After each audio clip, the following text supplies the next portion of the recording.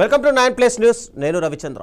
రాజ్యసభ ఎన్నికల వేళ కాంగ్రెస్ పార్టీకి గట్టి ఎదురుదెబ్బ తగిలింది.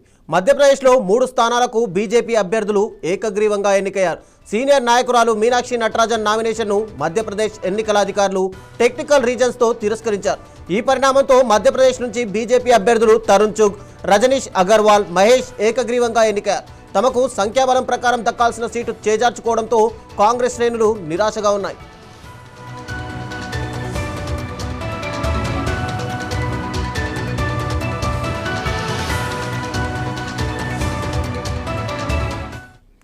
ఈ వ్యవహారాన్ని కాంగ్రెస్ పార్టీ చాలా సీరియస్గా తీసుకుంది. తమకు జరిగిన అన్యాయాన్ని రాష్ట్రపతి ద్రౌపది ముర్ము దృష్టికి తీసుకెళ్లాలని నిర్ణయించింది. ఇందులో భాగంగా రేపు 62 మంది కాంగ్రెస్ ఎమ్మెల్యేలు రాష్ట్రపతిని కలవనున్నారు. మీనాక్షి నటరాజన్ నామినేషన్ రిజెక్ట్ వెనుక జరిగిన పరిణామాలను, ప్రజాస్వామ్య ఉల్లంఘనలను వివరిస్తూ రాష్ట్రపతికి వాళ్ళు రాతపూర్వకంగా ఫిర్యాదు చేయనున్నారు. మరోవైపు ఈ వ్యవహారంపై అఖిల భారత కాంగ్రెస్ కమిటీ ఇప్పటికే న్యాయ పోరాటానికి దిగింది.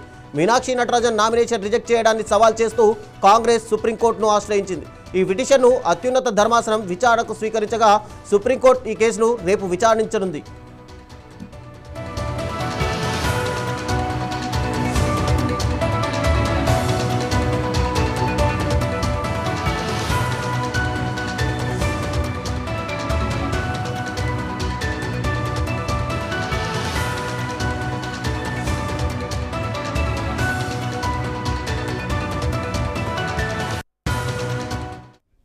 మీనాక్షి నటరాజన్ నామినేషన్ తిరస్కరణకు కారణం హైదరాబాద్లోని కోర్టు కేసు పెండింగ్లో ఉండడమే.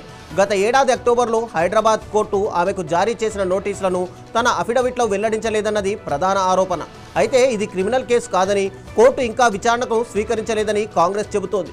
భారతీయ నాగరిక్ సురక్షా సంహిత సెక్షన్ 223 ప్రకారం పార్టీల అభ్యంతరాలు వినకుండా ప్రైవేట్ ఫిర్యాదుపై విచారణ ప్రారంభించలేరు. మరి ఈ వ్యవహారంపై సుప్రీంకోర్టు ఎలాంటి తీర్పు ఇస్తుందో చూడాలి. మరి